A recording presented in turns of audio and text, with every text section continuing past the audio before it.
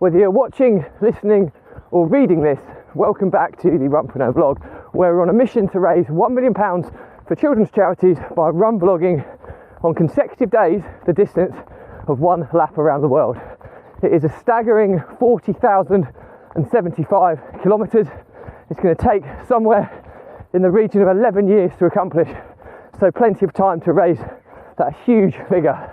I'm going to commit to running at least 5 kilometres every day, and whilst vlogging, and I'll even do it barefoot style. So those regulars will know that when I vlog about my passions, which are entrepreneurship and running, and most importantly how these topics link together to help people overcome the emotions of stress, overwhelm and anxiety by using exercise as a release mechanism. Now it's a beautiful morning today. It's about 11-12 degrees, it's a little bit blowy, but the sun is out, so hopefully spring is finally here. And it is Monday Motivation today, where we talk about all things motivation and productivity. And today's topic is the power of competition and how it can take your business to the next level. So as always, please support this challenge and this channel by subscribing and sharing and liking the content, and let's get started.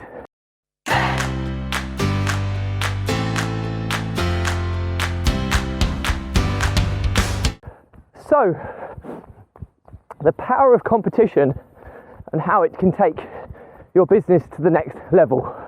Well, often in business, we're looking for these teeny tiny little niche opportunities to try and get some advantage in the market, something that only we're offering, so we kind of monopolise the market. Well, these types of opportunities are so few and far between, in my honest experience, and ultimately, if you do stumble across one, it's usually in 90% of the time that market is the reason it's got no competition is because the market is so small, and it's not really viable to form a long-standing, lasting business. So a lot of people look at competition in a negative. This is business competition we're talking about. So what do we mean by competition or competitors?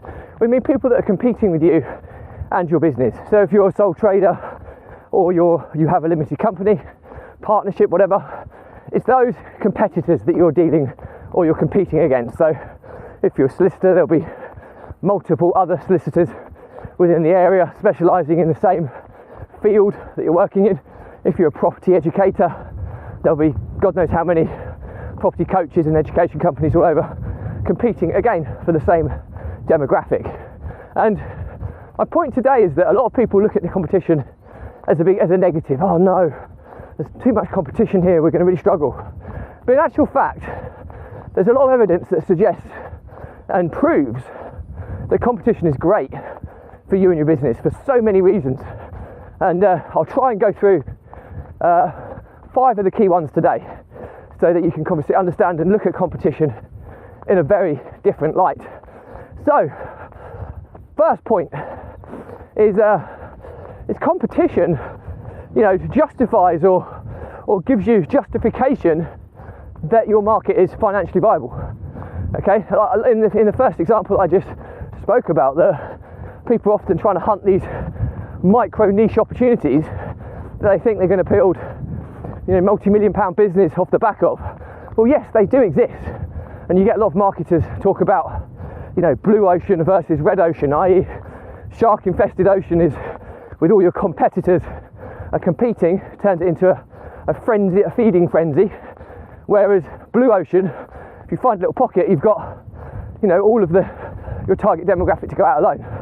So the analogy here is that feeding frenzies are something that you don't necessarily want to get involved in, but if you can differentiate yourself enough in a competitive market, then you can find these little smaller kind of light red or pink little pockets of ocean, or blue, small pockets of blue ocean, where you can make your business a success because the market is there, but you found a little way to differentiate yourself.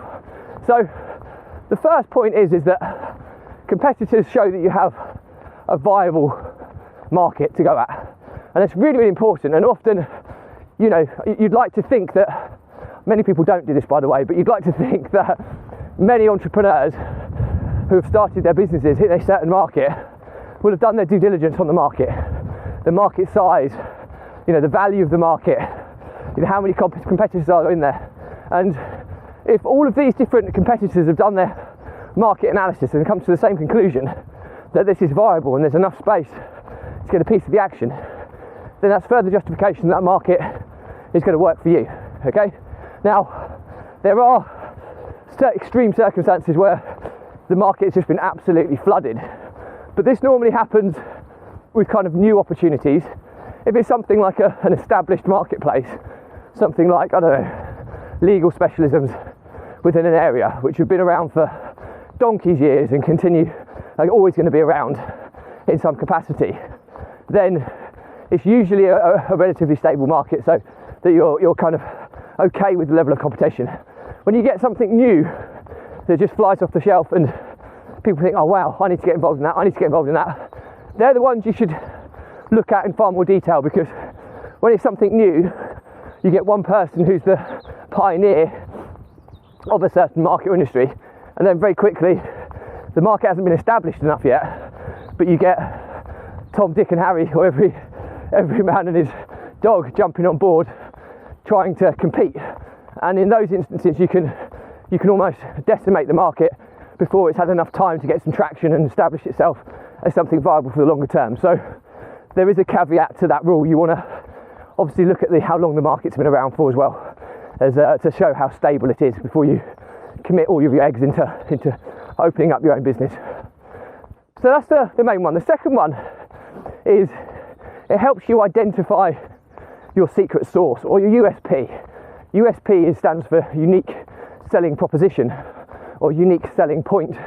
So what we mean here is, or secret sauce, it's what differentiates you from your competition. So if you're, I don't know, let's use the property education as an example, because we are in this space. There are hundreds of property educators, people coaching and educating on different things, and it's finding what your USP or your niche is, enabling you to stand out and find that kind of little blue ocean within a bigger red ocean, if that makes sense. And make no qualms about it, property education is most definitely a red ocean. And our setup has always been, we're marketing predominantly on channels which a lot of our competition aren't, i.e. we focus quite considerably on TikTok, and we also focus on younger demographic of how younger people can get into property. Now, most people who educate in property will be going for your kind of older demographic that have kind of got a bit of capital to invest, that are a bit more seasoned in the industry. And our focus has been on helping the younger demographic with little or no money get into the space and start building a viable business. So that's how we differentiate. And in that massive market of property education, people wanting to learn about property, we found a little pocket that's certainly bluer than redder, where we're focusing on the younger demographic and helping them. And that's what's enabled us to build a profitable education business fairly quickly. We're not even a year old. So that's kind of how our take has come about it. But the beauty of competition, it forces you to work out what your secret sauce is. If you are just another property education company, how do you stand out? Well, another thing that we do is that we decided that Jack, my business partner, was going to be the front face of our education company. Okay, now he is probably, he definitely is more well known in the property sector than me. Now I have probably a lot more experience than him, but in property, but he's a much better front-facing marketeer than perhaps I am. So by him front-facing it, he appeals more to our target demographic. I'm a bit long in the tooth to appeal to the younger demographic now. No, middle-aged man running around the world, probably not seen as cool by the youngsters, whereas Jack's a bit more kind of with the younger demographic. So that was a strategic decision, whereby he's going to appeal to that market a lot more than me. And but the beauty of that is, by partnering with me, is you can use my experience and expertise, because I've been in the game for, best part of 20 years, probably 17 years, I would say. I've been in property for now. Big portfolio, a lot of experience he's also got experience in areas that I don't have as well. So as a partnership, we offer credibility there in terms of our backbone and experience. So these are the things that have kind of allowed us to differentiate ourselves. So the front-facing person can often be a unique selling point. If your target demographic follow a person and that person is fronting the business, then again, that can be something that's very much a unique selling point as well. So it's really, really important to kind of understand that. So the next one, so we've talked about the business viability. We've talked about the finding your new unique selling point. I'm trying to rack my brains what the next one I was going to talk about is. So competition number 3 is ultimately, so the next one is innovation. Okay, this is a big one. Okay, when you have a lot of competitors in a sector, this is the joys of content creation on a live basis.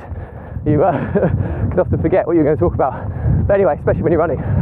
Innovation is a big one. So what it's going to do here is that if you've got a lot of competition and you haven't necessarily found that pocket of blue ocean that we talk about, that small little segment of a bigger viable marketplace which is less competitive, where you can stamp your authority on, then it drives you to focus on innovation. And what we mean by that is that, you know, if you've got 5, 6, 7 different businesses all vying for the same competition, you don't have a clear and clearly defined USP, then you need to find that. So, and it's often these things that drive you and your competitors to find that next market edge, which is going to give you an edge in the marketplace, which is really, really important to kind of understand that. So finding that little edge that's going to give you and your business is super, super important. It's often the competition which is the motivation behind how you can gain a competitive edge on your competitors. But one thing you have to be aware of here is it's truly a race. This is like competition 101. You make no qualms about it. If you have a decent level of competitor, they're going to take you to the next level. You're often as good as your competitors, and they will often inspire you to bigger and better things. So having a quality set of competition is often a great way of elevating your business to the next level. So using competition as in its typical term, competing against the best, that is often a way to try and generate your edge.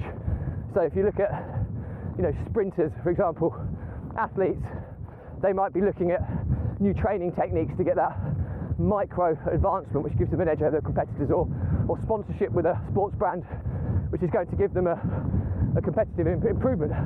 I.e., a perfect example is marathon runners using the Nike Vaporflies, which are also known as 4%, because of the carbon plate.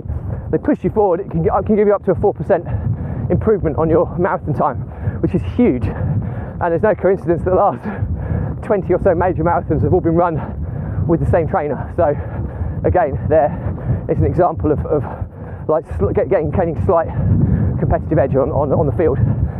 So the one I missed, which was number 3, so I talked about number 4 there, was the innovation. Number 3 is building your brand loyalty.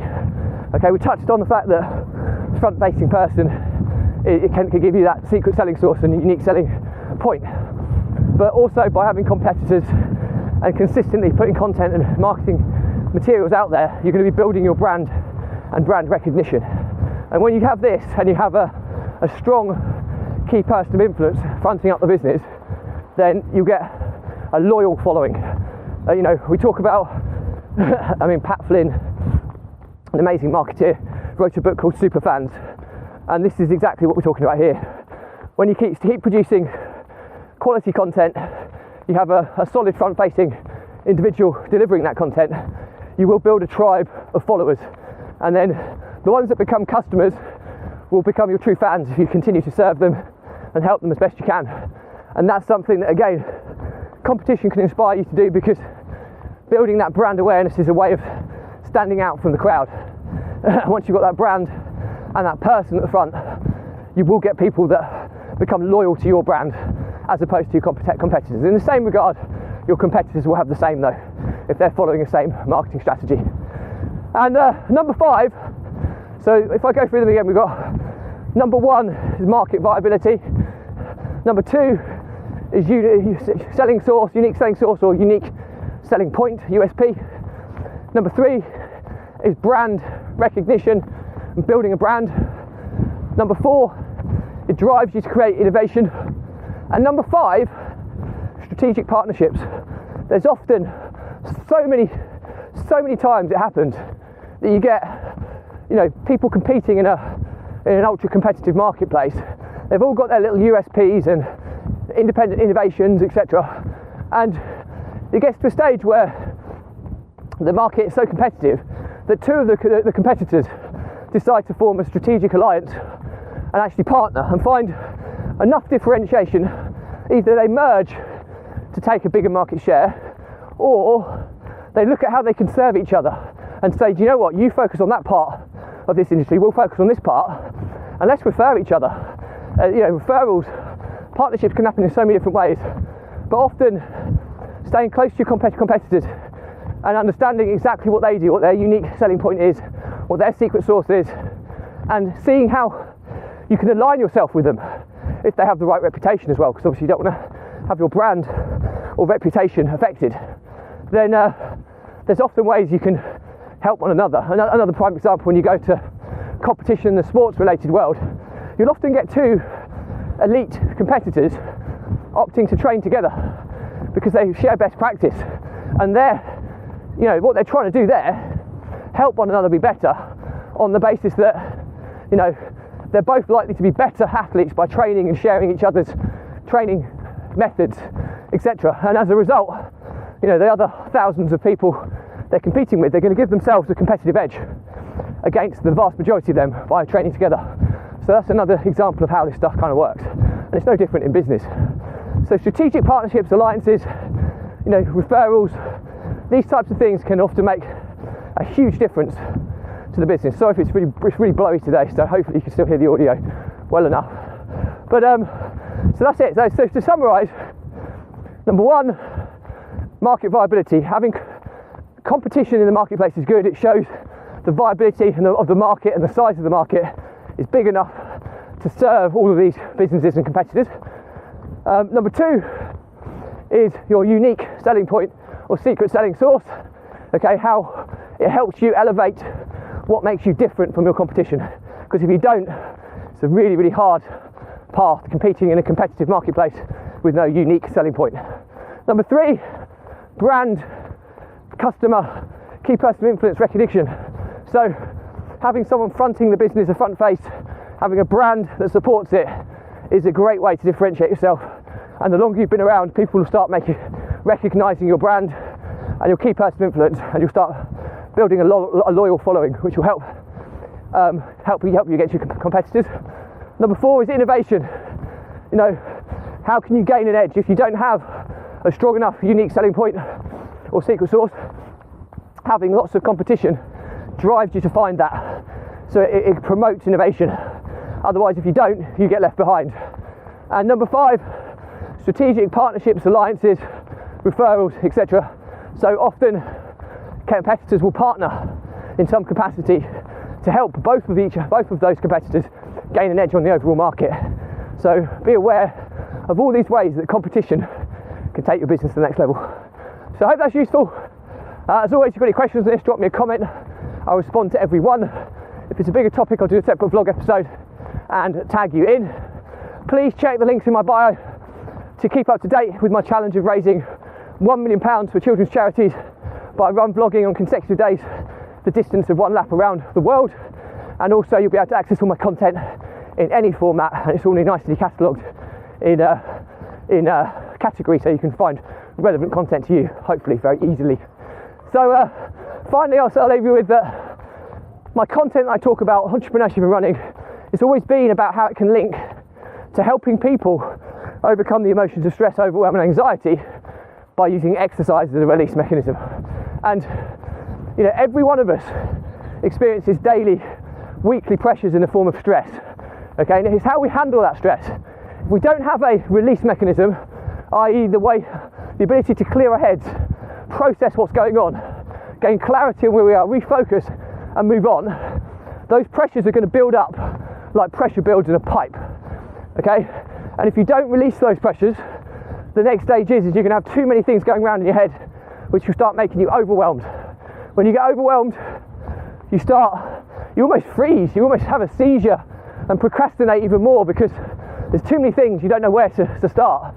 And then very, very quickly, if you don't relieve the pressure at that stage, it will evolve to panic and anxiety. And there you're flirting with the edge of mental health issues and a mental health breakdown, which is clearly what we want to avoid.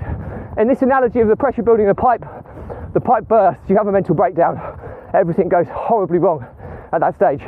Now, I wouldn't wish that upon my worst enemy. Now, I've been there, not quite to mental breakdown, but very, very close. And I've lost businesses because of it, I've lost business partnerships, I've almost been bankrupt because of it. And like I say, I wouldn't wish it upon my worst enemy. So there's no coincidence that in the last 11 months of doing this running vlog, which is my release mechanism, I've made more progress in all facets of my life than I have done in the previous 4 to 5 years. Okay, so there's enough social proof that stuff works. And my olive branch to you is that if you are struggling with this, drop me a message. Okay, there's no catch here. The Runpreneur vlog is not for profit. There's never any sale. Okay, so just drop me a message. We'll jump on a quick call. I'll give you a step-by-step guide on how you can get you back on the right path. Okay, and I know this stuff works because I've helped hundreds of entrepreneurs over the years with this topic. So, and I've got the social proof that I've applied it to my own life. So help is there. It's often free, and it's all it takes is the confidence and the courage to ask for it. Okay, so take advantage of that opportunity if that meets your needs. So that's pretty much it for me today. Like I say, please do support this challenge. Subscribe to the channel if that's all you do, and share it so that we can get it out to more people and help me raise £1 million for children who need it the most. So thanks again. I'll leave you as always. Stay positive, stay happy, and I'll see you tomorrow.